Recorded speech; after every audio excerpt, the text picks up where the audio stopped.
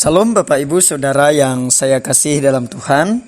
Senang sekali saya Pendeta Henry bisa kembali menjumpai Bapak Ibu dalam Voice Note Renungan Harian Resort GKE Puruk Cahu. Dan hari ini saya akan memberi judul firman Tuhan bagi kita, Hikmat di balik kesulitan. Keluaran 16 ayat 9 sampai yang ke-20. Sebelum kita membaca, mari kita berdoa. Bapa, kami bersyukur Engkau memberikan kami kesempatan untuk mendengar firman-Mu. Kiranya firman-Mu ini memampukan kami untuk melakukan apa yang Engkau kehendaki di dalam kehidupan kami. Terlebih memaknai berbagai peristiwa dengan hikmat-Mu, bahwa di balik kesulitan pun Tuhan senantiasa memberikan kesempatan kepada kami. Dalam nama Tuhan Yesus kami siap menyambut firman-Mu. Amin. Keluaran 16 ayat 9 sampai 20 berkata demikian. Kata Musa kepada Harun, katakanlah kepada segenap jemaah Israel, marilah dekat ke hadapan Tuhan, sebab ia telah mendengar sungut-sungutmu. Dan sedang Harun berbicara kepada jemaah Israel, mereka memalingkan mukanya ke arah padang gurun. Maka tampaklah kemuliaan Tuhan dalam awan. Lalu berfirmanlah Tuhan kepada Musa, Aku telah mendengar sungut-sungut orang Israel. Katakan kepada mereka, pada waktu senja engkau akan makan daging, dan pada waktu pagi kamu akan kenyang makan roti. Maka kamu akan mengetahui bahwa akulah Tuhan Allahmu. Pada waktu petang datanglah berduyun-duyun burung puyuh yang menutupi perkemahan itu. Dan pada waktu pagi terletaklah embun di sekeliling perkemahan itu. Ketika embun itu telah menguap, tampaklah pada permukaan padang gurun sesuatu yang halus, sesuatu yang seperti sisik, halus seperti embun beku di bumi. Ketika orang Israel melihatnya, berkatalah mereka seorang kepada yang lain, apakah ini? Sebab mereka tidak tahu apa itu. Tetapi Musa berkata kepada mereka, inilah roti yang diberikan Tuhan kepadamu menjadi makananmu. Beginilah perintah Tuhan. Pungutlah itu tiap-tiap orang menurut keperluannya. Masing-masing kamu boleh mengambil untuk seisi kemahnya, segomer seorang, menurut jumlah jiwa. Demikianlah diperbuat orang Israel, mereka mengumpulkan ada yang banyak, ada yang sedikit. Ketika mereka menakarnya dengan gomer, maka orang yang mengumpulkan banyak tidak kelebihan, dan orang yang mengumpulkan sedikit tidak kekurangan. Tiap-tiap orang mengumpulkan menurut keperluannya. Musa berkata kepada mereka, seorang pun tidak boleh meninggalkan daripadanya sampai pagi. Tapi ada yang tidak mendengarkan Musa dan meninggalkan daripadanya sampai pagi, lalu berulat dan berbau busuk. Maka Musa menjadi marah kepada mereka. Amin. Bapak, Ibu, dan Saudara yang saya kasih dalam Tuhan, tidak ada seorang pun di dalam hidup ini, di dalam dunia ini yang tidak pernah mengalami yang namanya kesulitan. Nah, apa itu kesulitan bagi kita? Dalam kehidupan kita tidak dapat pungkiri bahwa kita tidak hanya melewati masa-masa yang menyenangkan, tapi juga kita harus melewati masa-masa yang sulit, masa kesesakan, masa kesukaran. Dan seringkali waktu senang kita bisa bersyukur pada Tuhan. Sedangkan pada saat masa yang sulit kita bisa mengomel. Kita berkata, mengapa Tuhan jahat? Mengapa Tuhan merampas hal yang baik dalam hidup saya? Dan mengapa Tuhan mengizinkan sesuatu yang buruk, kesulitan, masalah ini terjadi dalam kehidupan saya? Mengapa saya tidak tinggal di Mesir aja? Seperti kata orang Israel, yang sebagaimana yang dikatakan pada ayat sebelumnya, yakni ayat 3. Nah, Tuhan selalu membiarkan saya di dalam kesulitan seperti ini. Nah, sikap kita seperti ini adalah hal yang umum terjadi. Kalau kita diberkati dengan kenyamanan, kita berpikir secara positif. Dan ketika situasinya berbeda atau tidak nyaman, kita berpikir itu adalah negatif. Nah, hari ini saya mau mengajak kita minta hikmat Tuhan, sehingga kita dapat melihat hal baik apa yang Tuhan mau kerjakan di balik sebuah kesulitan. Yang pertama dalam ayat nas bacaan kita pada hari ini, kesulitan manusia adalah kesempatan bagi Allah untuk melakukan kuasa dalam hidup kita. Ayat yang ke-12 tadi berkata, Aku telah mendengar sungut-sungut orang Israel. Katakan kepada mereka, pada waktu senja kamu akan makan daging, dan pada waktu pagi kamu akan kenyang makan roti.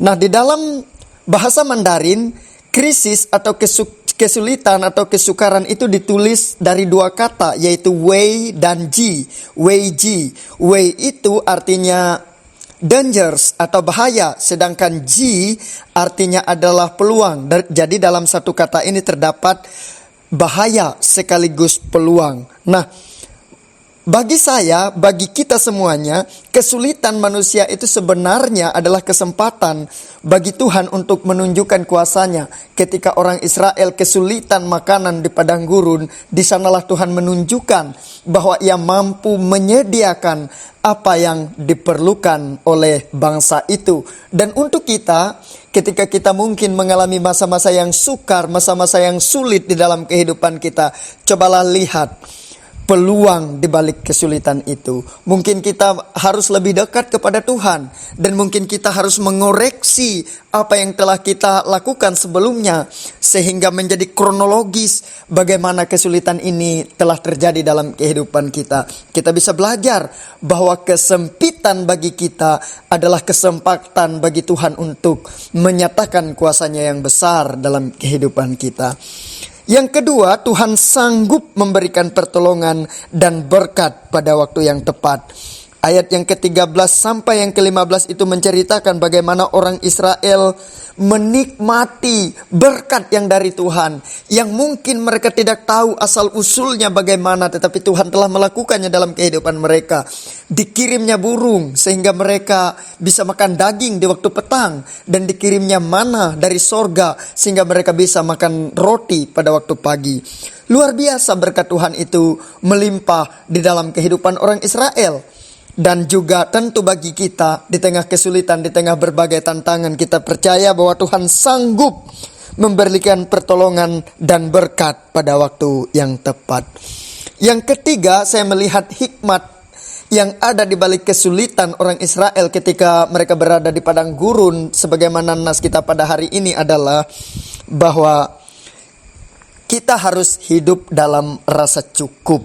Jangan bersungut-sungut, jangan mengeluh, jangan mencari kambing hitam untuk melempar permasalahan yang ada pada kita, kemudian menyalahkan orang lain, apalagi menyalahkan Tuhan. Tetapi biarlah kita hidup dalam rasa cukup. Apa yang terjadi hari ini biarlah terjadi, dan kita dapat melewatinya dengan pertolongan Tuhan. Dan jika kita memiliki sesuatu untuk dimakan, sesuatu untuk hidup, untuk berkarya, untuk bertindak, berbuat, biarlah kita bersyukur karenanya. Karena bagi saya salah satu faktor ketidakbahagiaan itu adalah kurangnya rasa cukup di dalam hidup kita.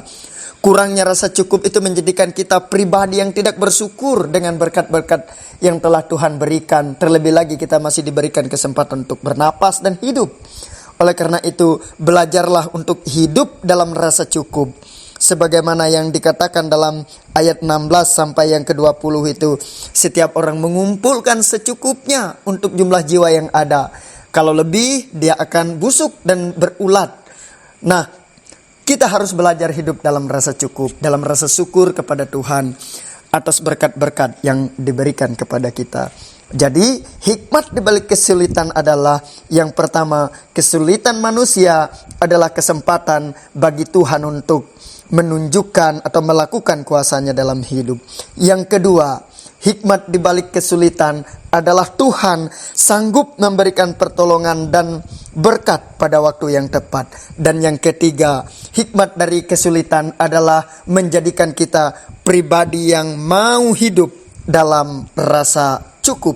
Tuhan Yesus memberkati kita dengan firman-Nya. Amin. Mari kita berdoa. Terima kasih atas firman-Mu Tuhan. Biarlah kami bisa belajar agar hidup kami tidak bersungut-sungut, tidak mengeluh, tidak memiliki kepahitan, tidak menyalahkan orang lain, kendatipun kami kerap kali mengalami masa-masa yang sulit dalam hidup kami. Tapi kami percaya Engkau senantiasa menolong, menuntun kami, memberikan kami pertolongan, bahkan berkat pada waktu yang tepat. Terima kasih Tuhan Yesus. Kami bersyukur karena kami telah belajar firman-Mu sehingga kami bisa memulai hari ini dengan semangat yang senantiasa terbangun atas penyertaan Tuhan. Kami mau berdoa syafaat untuk jemaat GKE Luhing Kebujur Olung Siron. Biarlah kiranya Ibu Pendeta bersama dengan jemaat di jemaat GKE Luhing Kebujur dapat melakukan tugas pelayanan mereka dengan baik, dengan sukacita, dan senantiasa bersyukur karena Engkau menyertai mereka. Kau berkati jemaat di sana, biarlah kiranya kehidupan mereka dipenuhi oleh kebaikan kemurahan Tuhan. Terima kasih Tuhan Yesus, Engkau menyertai pembangunan yang ada di lingkungan jemaat GKE Luhing Kebujur dengan pertolongan dan kasih-Mu.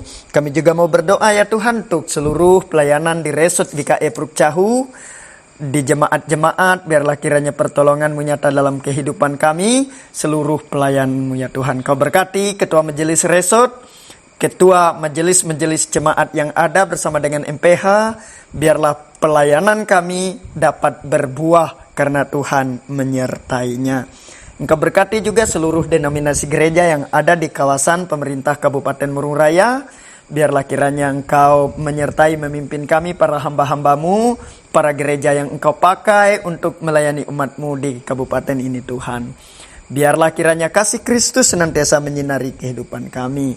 Kami juga berdoa untuk pemerintah daerah kami, Pak Bupati, Pak Sekda, Ketua DPR beserta dengan anggota dan seluruh jajaran pemerintahan di Kabupaten Murung Raya, baik itu eksekutif maupun legislatif dan lembaga pimpinan daerah yang lainnya. Biarlah kiranya Tuhan menyertai kami semua.